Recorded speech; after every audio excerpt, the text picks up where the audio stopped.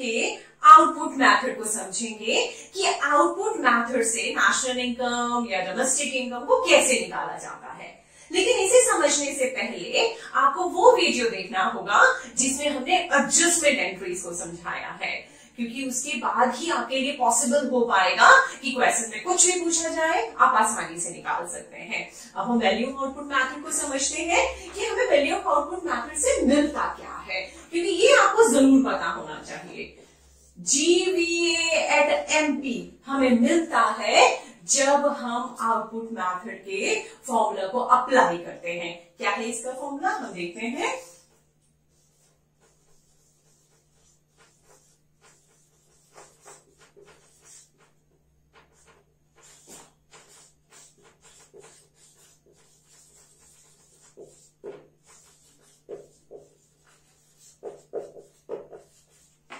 Value of output minus intermediate consumption.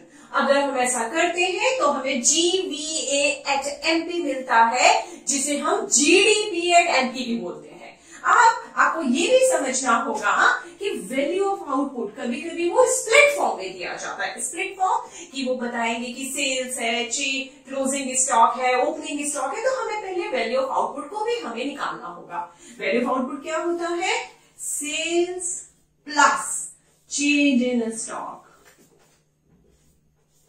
change in stock. Again, same as the IC, intermediate consumption, right? आप change in stock भी कभी कभी आपको split form में दिया जाता है, तो उसके लिए क्या है, sales plus closing stock minus opening stock minus IC। ठीक है, आपको ये फॉर्मूला पता होना चाहिए, इससे आपके लिए क्वेश्चन निकालना बहुत आसान हो जाएगा। लेकिन किस किस तरह की डिफिकल्टी आती है जब इस तरह के हम क्वेश्चन को सॉल्व करते हैं, पहले हम वो समझा देते हैं ताकि आपके लिए जो प्रैक्टिकल्स है वो करने आसान हो जाए। ठीक है, आउटपुट मेथड के प्रैक्टिकल्स करने से पहले अगर आप उन डिफिकल्टीज के ऊपर ध्यान दे देंगे कि कौन कौन सी डिफिकल्टी आती है जब हम इनके प्रैक्टिकल्स करते हैं, तो आपके लिए कोई भी प्रैक्टिकल निकालना मुश्किल नहीं होगा। देखते हैं कि क्या पहली प्रॉब्लम आ सकती है, वो है कि टोटल से अगर आपको टोटल सेल्स दी जाती है तो आपने export, sales by firm A1B सबको इग्नोर करना है, क्योंकि उन्होंने आपको टोटल दे दिया है। अगर टोटल नहीं दिया जाता या सेल्स वर्ड भी पूरा दिया जाता है तो आपने क्या करना है कि उसकी स्प्लिट फॉर्म को ऐड नहीं करना है। ठीक है, और अगर स्प्लिट फॉर्म दे रखे export, sales A to B and B to A, वो सब आपको ऐड करना होगा। Sales to household, export सब ऐड करना होगा। ठीक है, इंटरमीडिएट कंजम्पशन, अगर इंटरमीडिएट कंजम्पशन भी आपको पूरा दे रखा है तो आपने इसे ही कंसीडर करना है।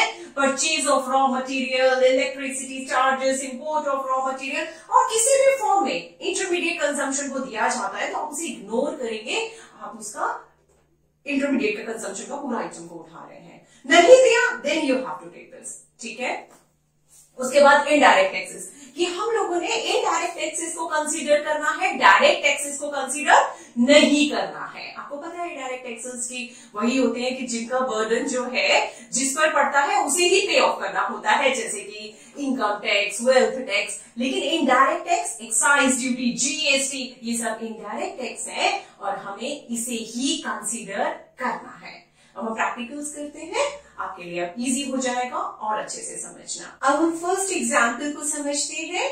हमें क्या निकालना है, कैलकुलेट NVA एट FC। हमें क्या पूछा है, NVA eight FC।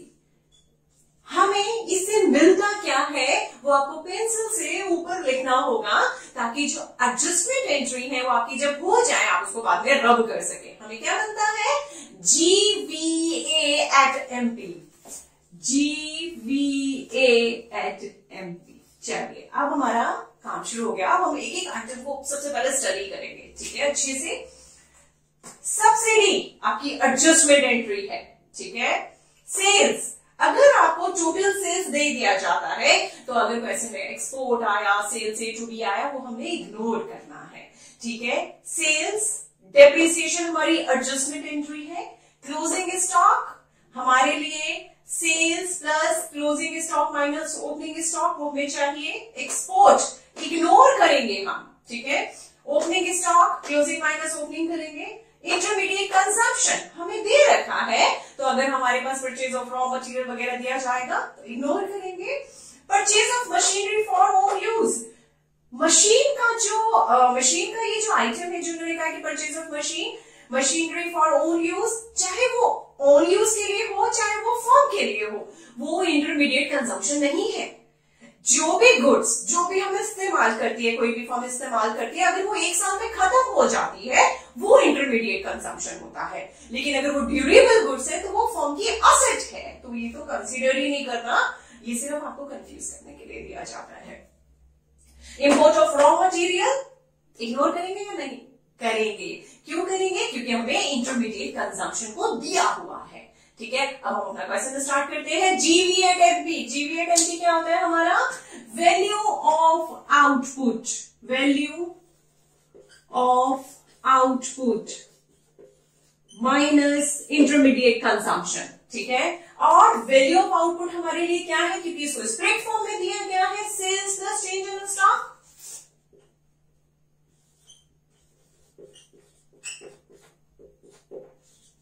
Minus IC. अब हम अपना एडजस्टमेंट एंट्री शुरू कर देते हैं। नेट बाहर है, ग्रॉस अंदर है, डेप्रिसिएशन माइनस होगा, ठीक है। वीए इक्वल एफसी, फैक्टर कॉस्ट दिया है, फैक्टर कॉस्ट निकालना है, और एलपी हमें मिलता है minus NIT, net indirect taxes, ठीक है। अब हम इसकी वैल्यूज को रखना शुरू करते हैं। Sales 800, closing is change in stock, closing minus opening 20 minus 50, ठीक है। Minus IC intermediate consumption minus 500, depreciation आपको दिया हुआ है 30, नेट एनआईटी कभी कभी आपको पूरा दे देंगे, कभी कभी स्प्लिट फॉर्म में, यानी कि टैक्सेस माइनस सब्सिडीज। तो हम देखते हैं हमें सब्सिडी दिया हुआ है और टैक्सेस नहीं दे रखे हैं, ठीक है। तो यानी कि हम उसको 0 मानेंगे और सब्सिडीज को हम 40 रखेंगे। ये बात बहुत ध्यान से करनी है कि अगर आपको कोई भी नहीं दे रखा, आप उसको कोई आइटम नहीं दिया, उसको 0 कंसीडर कीजिए, नहीं तो आपकी कैलकुलेशन खराब हो जाएगी और आपका आंसर नहीं निकलेगा। तो आप उसको 0 माइनस 40 करेंगे, ठीक है। अब हम उसको सबसे पहले ब्रैकेट्स को ओपन करेंगे,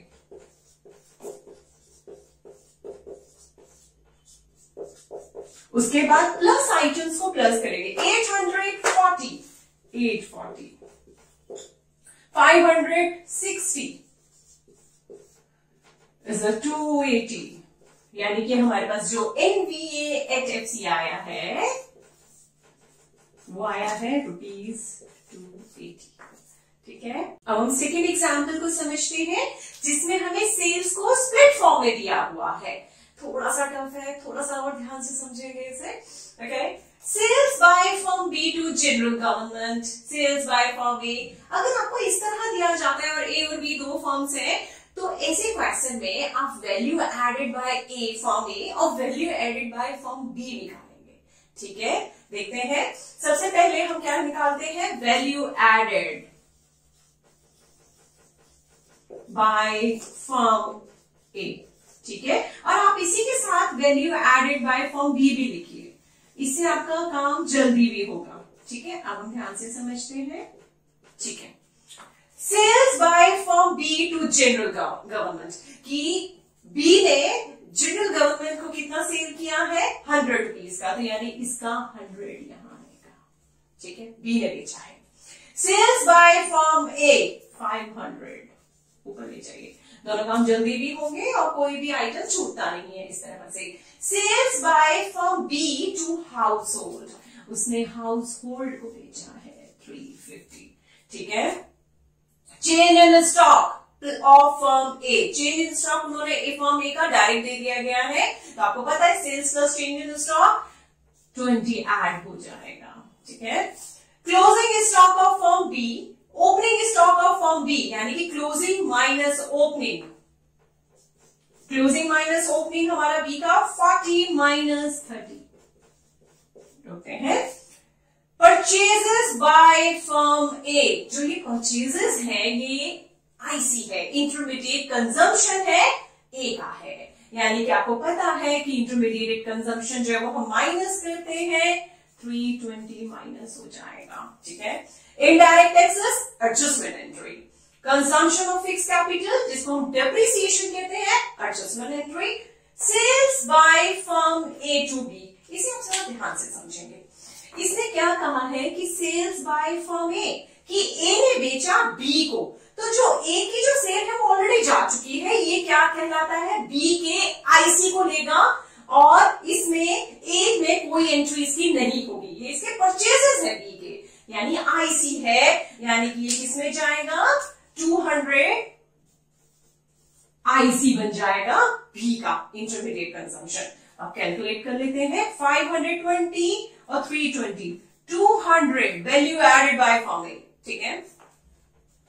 450, 450, 450, 460, 260, 260 आपका वैल्यू एडेड बाय फर्म की आ गया। अब हमें जो पूछा है हम उसको निकालेंगे, इन्होंने हमसे पूछा है एनवीए एट एफसी, वही चीज वही प्रोसेस कि जो मिलता है उसको पेंसिल से ऊपर लिखेंगे और एडजस्टमेंट एंट्री हो जाने के बाद उसे रब कर देंगे। बहुत अच्छा तरीका रहता है ये करने का। जीवीए एट एमपी हमें मिलता है और जीवीए एट एमपी हमारे लिए, क्योंकि वैल्यू एडेड बाय फर्म ए, हम इसमें कोई वैल्यू ऑफ आउटपुट वगैरह कुछ नहीं करेंगे क्योंकि हम निकाल चुके हैं। Value added by firm A plus value added by firm B,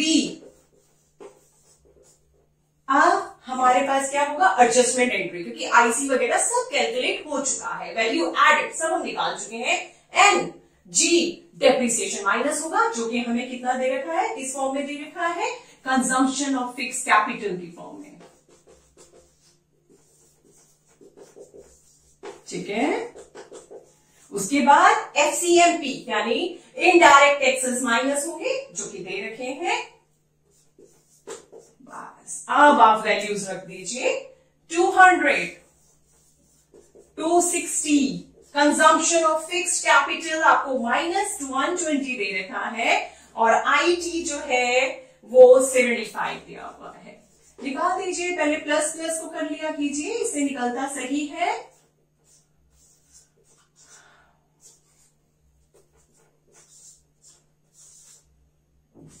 265 आपका एनवीए एट एफसी आ गया।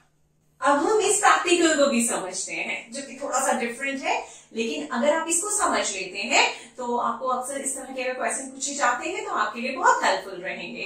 देखते हैं, कैलकुलेट इंटरमीडिएट कंजम्पशन। कभी कभी वो इंटरमीडिएट कंजम्पशन पूछते हैं, कभी कभी सेल्स पूछ लेंगे, कभी क्लोजिंग स्टॉक, कुछ भी ओपनिंग स्टॉक, आईसी, कुछ भी वो पूछ सकते हैं। इन्हें हम कैसे फाइंड आउट करते हैं देखते हैं। इंटरमीडिएट कंजम्पशन आपको क्या निकालना है, इंटरमीडिएट कंजम्पशन आपको दे रखा है value of output NVA at FC, good and services tax and the subsidies and depreciation. ऐसे क्वेश्चन में सबसे पहले आप उस आइटम को पकड़ेंगे जो कि हम लोग अक्सर हमें निकालने को पूछा जाता है, जैसे national income, NVA at FC, domestic income, आप उसको पकड़ेंगे और उसको आप बाहर रखेंगे एनवीए एट एफसी, ठीक है। और वही सेम थिंग कि आपको मिलता क्या है, वही पेंसिल से जीवीए एट एमपी। अब शुरू करेंगे हम। जीवीए एट एमपी हमारा होता क्या है, value of output minus IC होता है। वैल्यू ऑफ आउटपुट आपको स्प्लिट फॉर्म में दिया हुआ है या पूरा वैल्यू ऑफ आउटपुट दे रखा है, इसको समझते हैं, हमें पूरा दिया हुआ है, यानी कि वैल्यू ऑफ आउटपुट, इसलिए value of output minus intermediate consumption, adjustment entry भी कर लेते हैं साथ में, एन जी डेप्रिसिएशन माइनस होगा, क्या दे रखा है आपको, वीए equal and the FC and MP आपका नेट माइनस होगा। चलिए, जब ये हो जाए आप इसको रब भी कर सकते हैं, रब तो करें जरूर करना आप, ठीक है। अब हम करेंगे कि NV@FC हमें क्या दे रखा है, आप 80 लिखिए यहाँ पे, वैल्यू ऑफ आउटपुट 200 रखिए, IC नहीं दिया उसको IC ही लिखिए, डेप्रिसिएशन आपको 20 दे रखा है, नेट स्प्लिट फॉर्म में दिया हुआ है आपको GST इनडायरेक्ट टैक्स है हमारा 15 - 5 चलिए 80। अब सारे आइटम्स को सॉल्व कर लीजिए, कैलकुलेशन कर दीजिए, 200 माइनस IC माइनस 20 माइनस 10, पहले ब्रैकेट ओपन किया कीजिए, आपका 200 और 30 यानी कि आपके पास 200 में से 30 जाता है तो 170 माइनस IC को यही रखिए, minus IC 80 minus 170 minus 90 minus IC, minus से माइनस कैंसिल, यानी आपके पास जो IC आया है वो 90 आया है। और ऐसे आंसर्स में ना आप लोग ना उसको क्रॉस एग्जामिन भी कर सकते हैं कि अगर आप ऐसे में 90 की वैल्यू रखते हैं तो आपका जो NV@FC है ना वो 80 आना चाहिए। अगर वो 80 आ जाता है या जो भी उन्होंने टर्म दिया है अगर वो आ जाता है तो आप समझ लेना कि आपने सही निकाला है, ठीक है। And that's all in this video. हम नेक्स्ट वीडियो में एक्सपेंडिचर मेथड को समझेंगे। Till then bye.